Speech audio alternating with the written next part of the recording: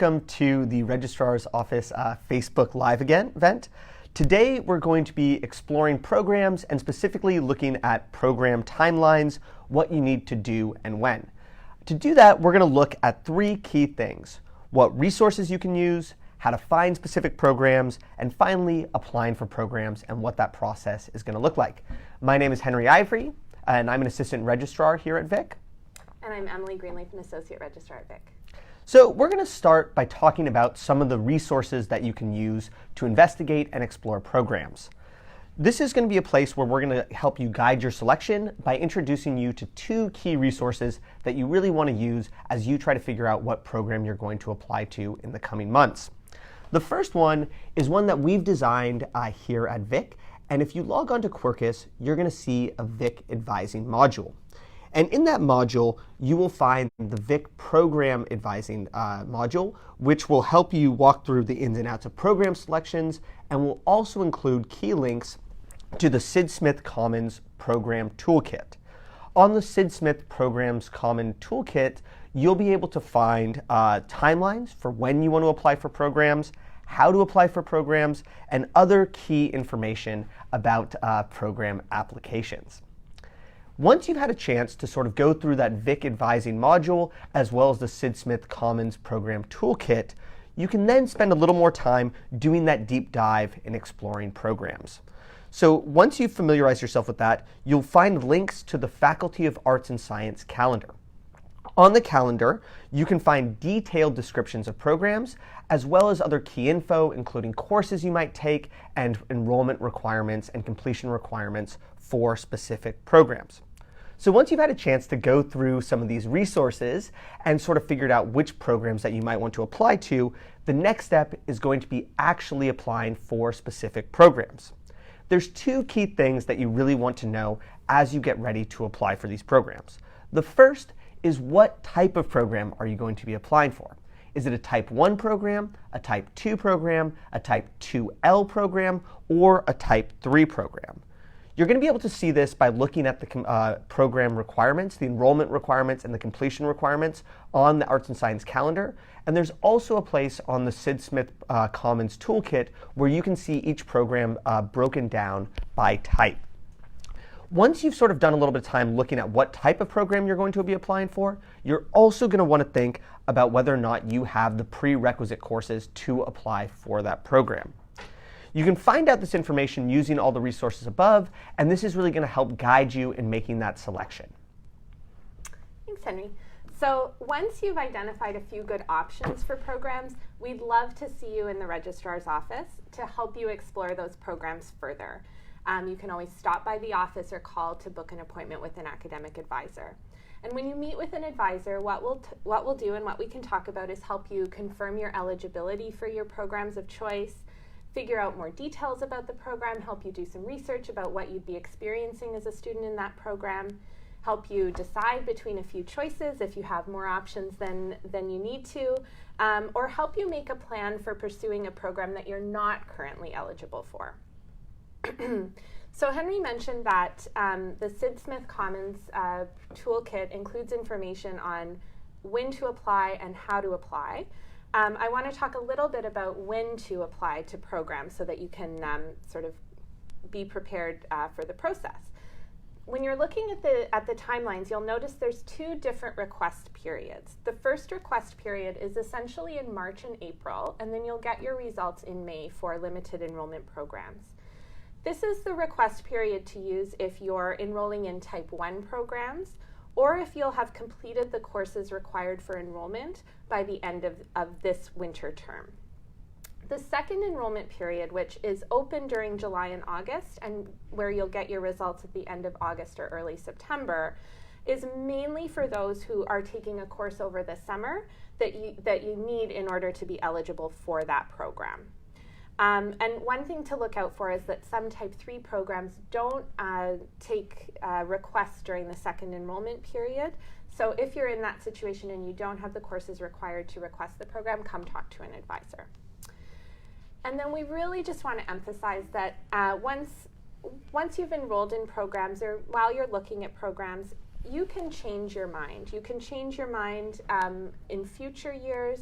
and as you go through your degree. So there's no sense that the programs you choose at the end of your first year are something that you're absolutely committed to for the rest of your degree. If you find that you're not 100% sure about the programs that you've settled on, or you know that you might want to explore different options as you go forward, we do have resources in our Quirkus module that will help you identify alternatives or figure out how to reapply for programs if you didn't get into your preferred programs during this year. But this is really something that it's a great idea to discuss with an advisor. We can help you make a plan for your next few years that will give you the most options possible. Great. So now that Emily and I have condensed all of program enrollment down into a quick 5 minutes, we thought we'd spend a few times going over some frequently asked questions that we get in our office. So one question that we constantly get is, when I applied to U of T, I was admitted to the social science stream as I wanted to study political science. Now I want to study biology. Do I have to do something special? So this is common. You've been admitted to U of T in one of the streams, and you realize once you got here that you're actually interested in something much different. And the short answer to this is no. You don't have to do anything special. You don't have to re-register for something else. If you've taken the correct courses, you can apply for any program that you want to, as long, again, as you have those proper prerequisites for the program that you're interested in. So another question we get a lot is something along the lines of, I didn't get the marks needed to get into the program I wanted. What should I do? So easy answer to this question, come talk to an advisor. What we'll do in that conversation is we'll help you make a plan for your courses for next year that will give you the most options to move ahead, both in terms of progress through your degree so you can keep moving forwards towards graduation, while keeping the option to reapply to that your preferred program at the end of next year open to you as much as possible. So we'll help you make that plan to give you a lot of options going forward. Great. So I know that it can be really confusing trying to figure out there's the first enrollment period and there's the second enrollment period, and trying to figure out what those actually mean. So one question that we often get is it harder to get into a program in the second enrollment period? And the way that this works is that the university and the departments use historical data to sort of figure out and anticipate how many people are going to be applying for the second enrollment period. So the short answer here is no, that it is proportionate to how many people are going to be applying for that program, that they set aside those seats. So another sort of subset of this question that we often get is, are there any disadvantages to applying to programs in the second enrollment period? So the first thing that Emily flagged earlier is that some Type 3 programs won't allow you to apply during the second enrollment period, so that's something that you really want to keep in mind. The other disadvantage to bear in mind here is that you might not have the proper enrollment controls, so you may not have priority enrollment for certain courses if you aren't enrolled in that program during summer enrollment. So you really want to make sure that you are able to take the right classes if you are going to be applying in the second enrollment period. And we can help you navigate that too. Of course. So another really common question we get is, what's the difference between a Type 2 and a Type 2L program? So both of these type programs require you to have completed particular courses to be eligible for the program. So that's in contrast to Type 1 programs, which are open enrollment programs.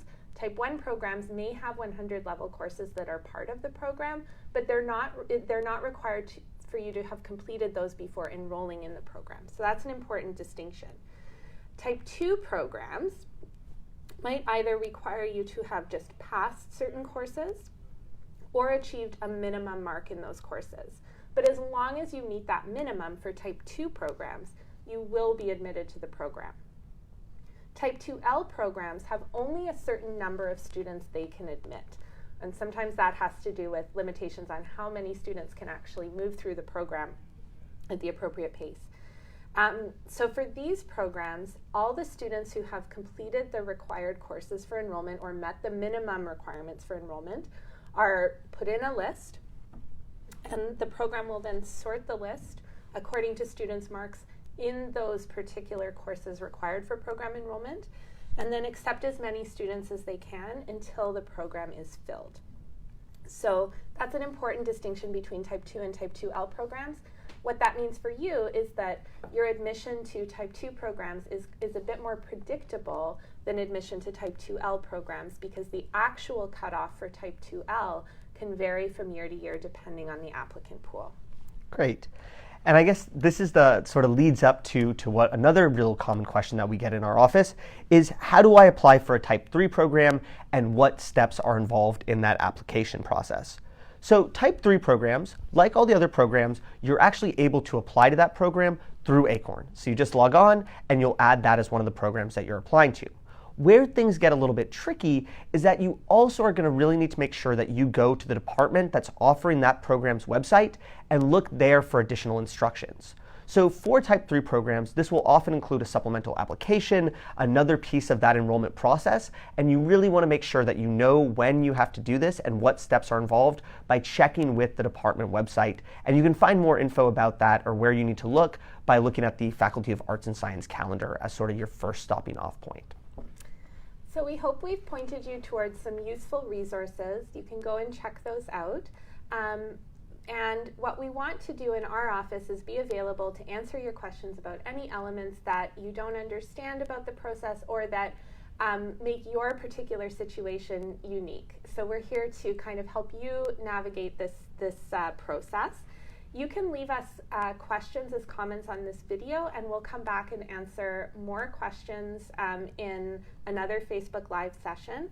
But if you have a question about your own individual situation, you're welcome to send those to vic.registrar@utoronto.ca, and we'll set up a time to connect you with one of our academic advisors. Great. Thank you very much for joining us this morning.